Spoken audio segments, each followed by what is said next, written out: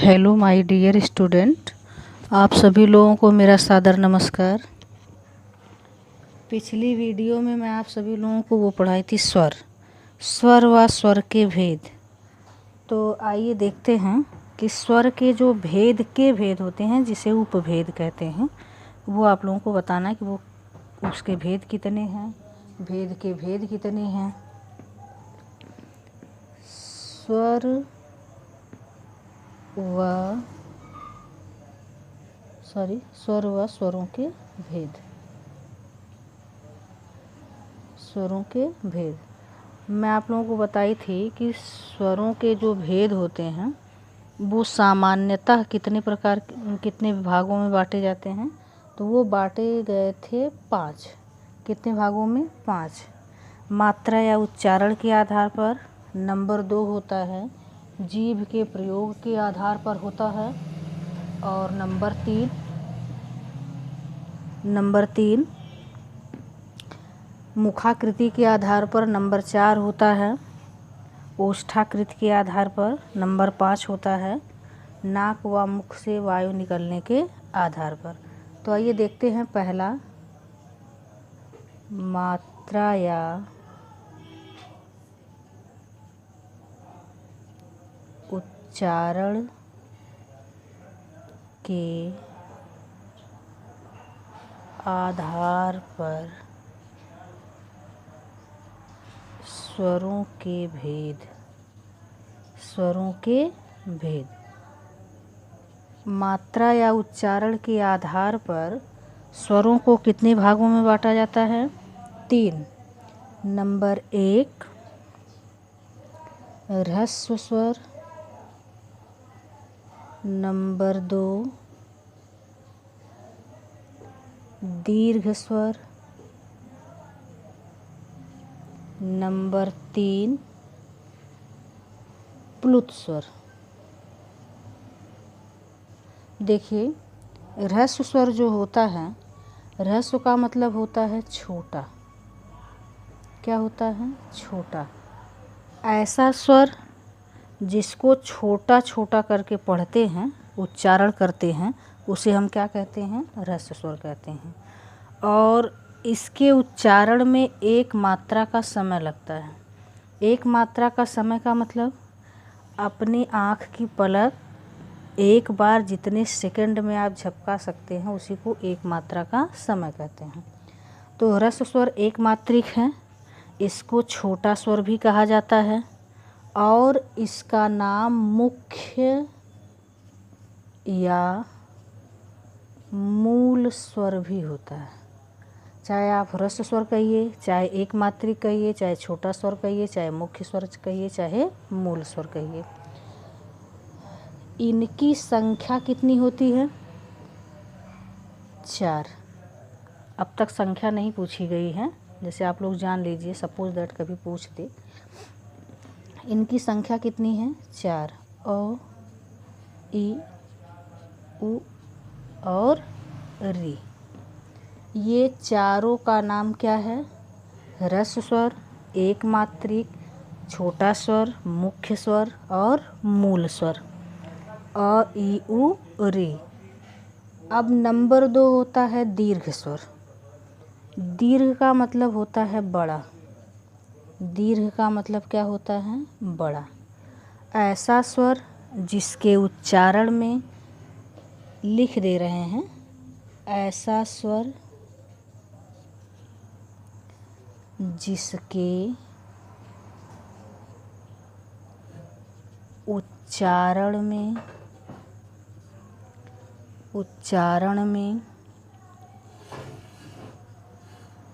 ह्रस्व स्वर से दुगुना तथा 2 मात्रा का समय लगता है।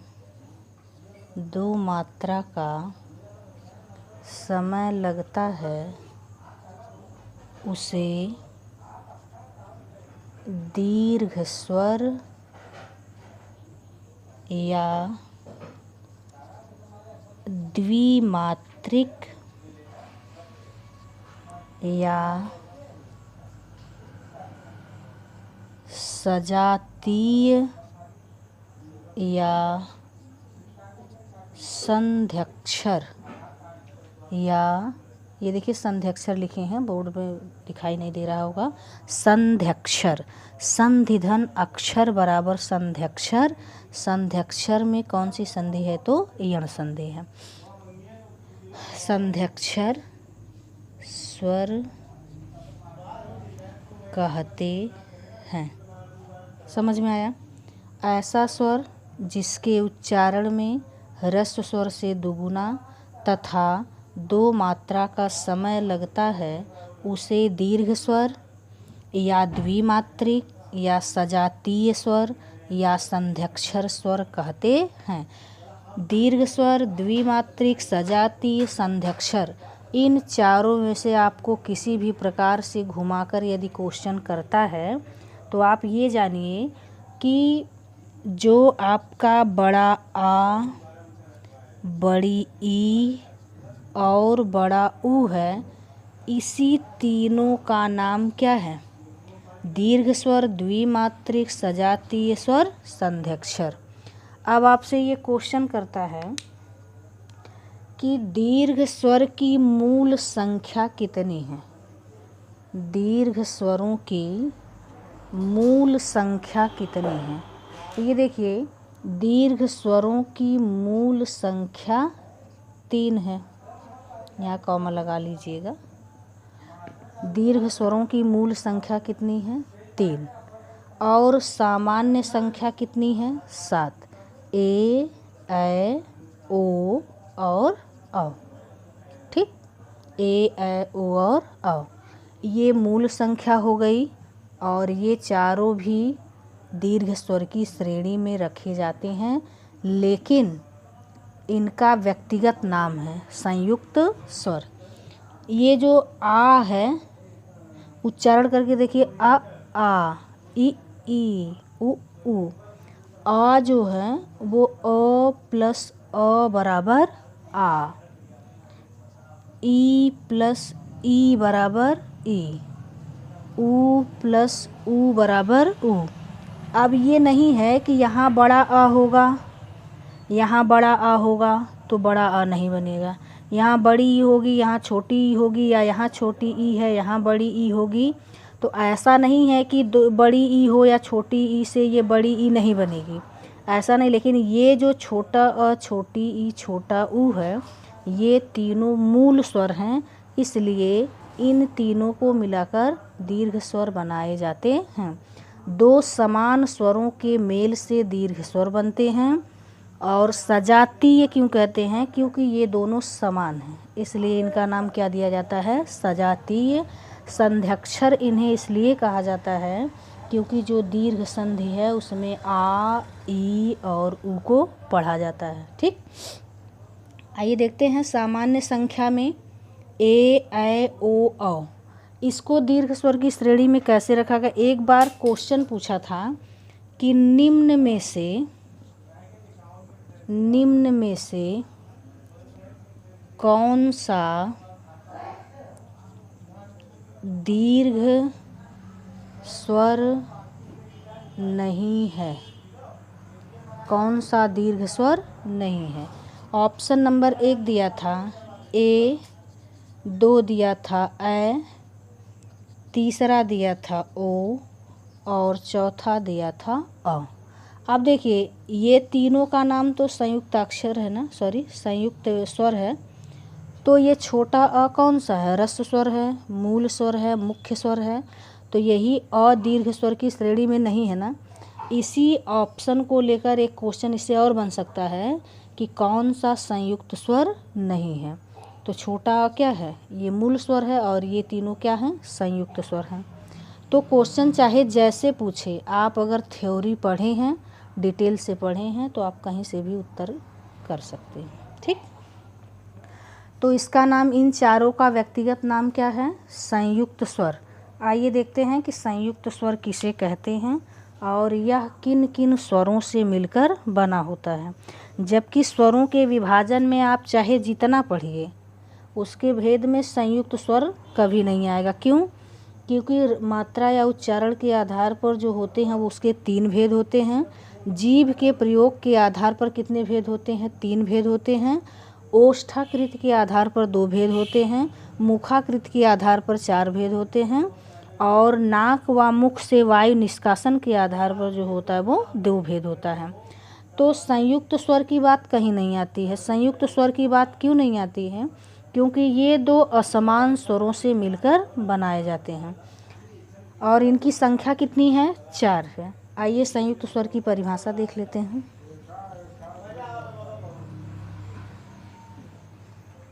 संयुक्त स्वर, संयुक्त स्वर, ये देखिए, संयुक्त का शाब्दिक अर्थ होता है मिश्रण। क्या होता है? मिश्रण। अब ये देखिए, संयुक्त स्वर का मतलब क्या हो गया? उसका अर्थ हो गया मिश्रण। मिश्रण का मतलब होता है कि जब कोई 2 चीज़, वस्तु, पदार्थ या अक्षर मिलाए जाएंगे तभी उसी का नाम हम मिश्रण देंगे। क्या देंगे? मिश्रण देंगे, या मिश्रण कहिए या मिश्रण कहिए, ड़ा को न कहते हैं। ये संधि के नियमों द्वारा होता है। तो संयुक्त का मतलब क्या हो गया? मिश्रण। अब इसकी परिभाषा देखिए, ऐसे स्वर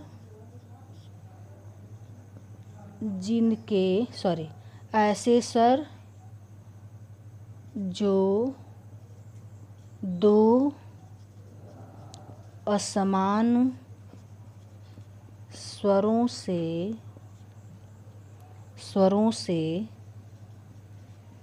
मिलकर बनते हैं उसे संयुक्त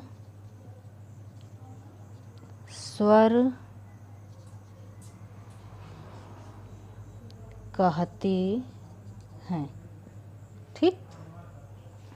ऐसे स्वर जो 2 असमान स्वरों के मेल से बनते हैं या बनाए जाते हैं उसे संयुक्त स्वर कहते हैं। या 2 असमान स्वरों के मेल से जो स्वर बनते हैं उन्हें हम क्या कहते हैं? संयुक्त स्वर कहते हैं। उनकी संख्या कितनी है? 4 है। मैंने अभी बताया कि ए, ऐ, ओ और औ, ये 4 क्या है? संयुक्त स्वर हैं। देखिए,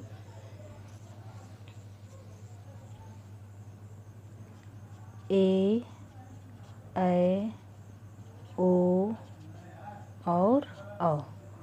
ए किससे मिलकर बनता है? ओ प्लस ए। ऐ किससे मिलकर बनता है? अ प्लस ए। ओ किससे मिलकर बनता है? अ प्लस ओ। औ किससे मिलकर बनता है? अ प्लस ओ। ये चारों। अब ये देखिए, यहाँ बड़ा अ हो चाहे यहाँ बड़ी ई हो, सबसे ए बनेगा। लेकिन अगर ऑप्शन दिया है बड़ा अ धन छोटी ई बराबर ए, तो ऐसा मत करिएगा। ये केवल संधि में होगा कि ए ओ गुण संधि में पढ़ते हैं। यहाँ आ होगा, ई होगा तो भी आपका ए बनेगा। यहाँ अ और ऊ, चाहे बड़ा हो चाहे बड़ा आ हो, चाहे बड़ा ऊ हो चाहे छोटा ऊ हो, वो हमेशा ओ ही बनाएगा। लेकिन यहाँ स्वर को पढ़ते समय कभी ऐसी गलती मत करिएगा। ठीक। ये नहीं है कि यहाँ बड़ा आ कर दिया यहाँ ई कर दिया, ऐसा ही विकल्प में दिया रहता। तो छोटा अ धन छोटी ई बराबर ए, छोटा अ धन ए बराबर ऐ, अ धन ऊ बराबर ओ, छोटा अ धन ओ बराबर औ। ये चारों का नाम संयुक्त स्वर है। ठीक। संयुक्त व्यंजन भी होता है। देखिए, मैं बता दे रही हूँ कि संयुक्त व्यंजन को, संयुक्त स्वर और संयुक्त व्यंजन दोनों को पूछता है। संयुक्त व्यंजन, संयुक्त व्यंजन। अब ये देखिए, संयुक्त स्वर भी 2 असमान स्वरों से मिलकर बन रहा था। परिभाषा वही रहेगी, लेकिन वहाँ जहाँ स्वर था वहीं आपको व्यंजन रख देना है। संयुक्त व्यंजन किसे कहते हैं? 2 असमान व्यंजनों से, 2 असमान, यहाँ दिखाई नहीं दे रहा, मैं यहाँ लिख दे रही हूँ, 2 असमान व्यंजनों से मिलकर बनाए गए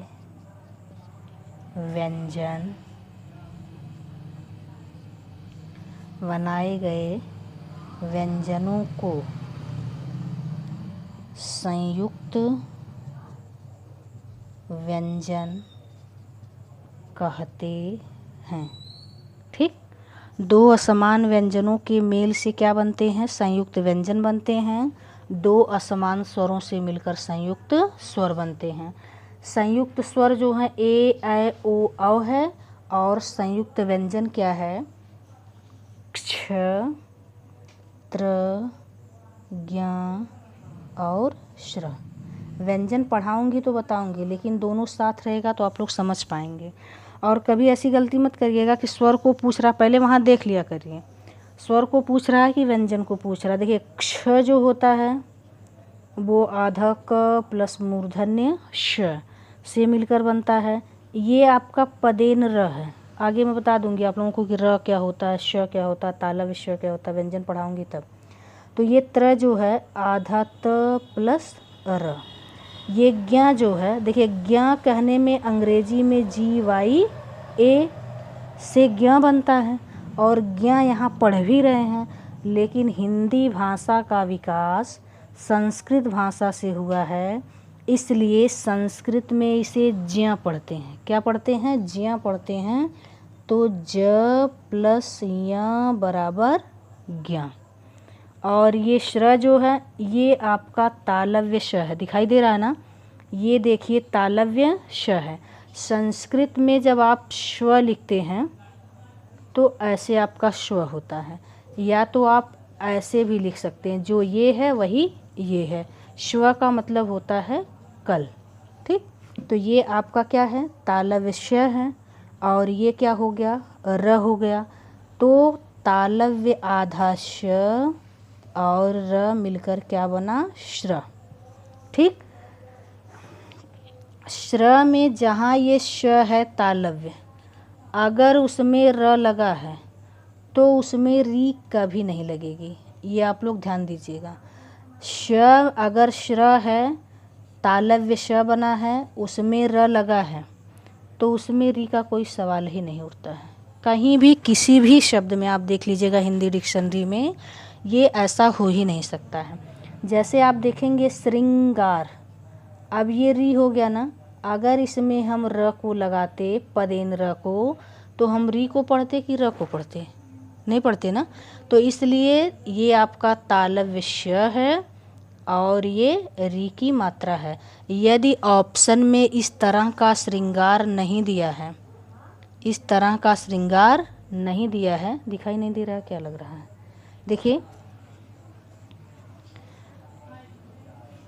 इस तरह का श्रृंगार शब्द यदि ऑप्शन में नहीं दिया है, तब आपको कैसे देगा? तालव्य श से लिखकर और ऐसे। सेम वर्ड सेम मात्रा उसमें भी है और इसमें भी है, लेकिन अगर ये है दोनों में से कोई एक देगा तो चयन हम किसका करते हैं? इसी का करते हैं, श्रृंगार। देखिए एक लिखा होता है श्रृंग,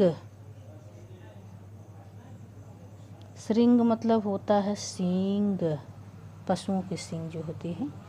तो जहाँ श्र है, जहाँ श है, वहाँ री है। श्र में री कभी नहीं लगती है। ठीक, चलिए आगे बढ़ते हैं। वो आपका संयुक्त व्यंजन हो गया। हर संयुक्त व्यंजन में संयुक्त व्यंजनों की संख्या 4 है। हर संयुक्त व्यंजन का जो मेल वाला वर्ण है, इन चारों के मेल में जो पहला अक्षर है वो हमेशा आधा होता है। आप लोग देख ही रहे हैं, त प्लस र, ज प्लस य, श प्लस र।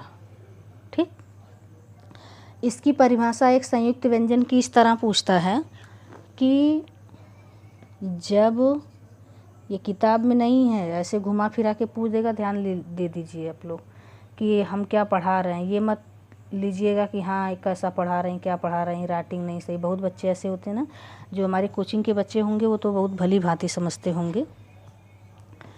जब स्वर रहित व्यंजन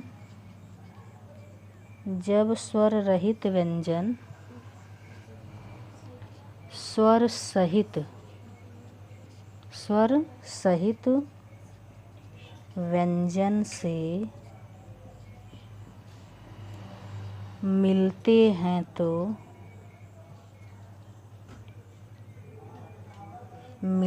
हैं तो उसे संयुक्त व्यंजन कहते हैं। देखिए, जब स्वर रहित का विलोम शब्द सहित होता है। रहित का मतलब अभाव होता है, सहित का मतलब उसमें शामिल हो। जैसे स्वर रहित, अब क क्या है? स्वर रहित है। त क्या है? स्वर रहित है। ज क्या है? स्वर रहित है। श क्या है? स्वर रहित। जिस वर्ण में हलंत लगा होता है, जिस व्यंजन में हलंत लगा होता है, उसे हम स्वर रहित कहते हैं।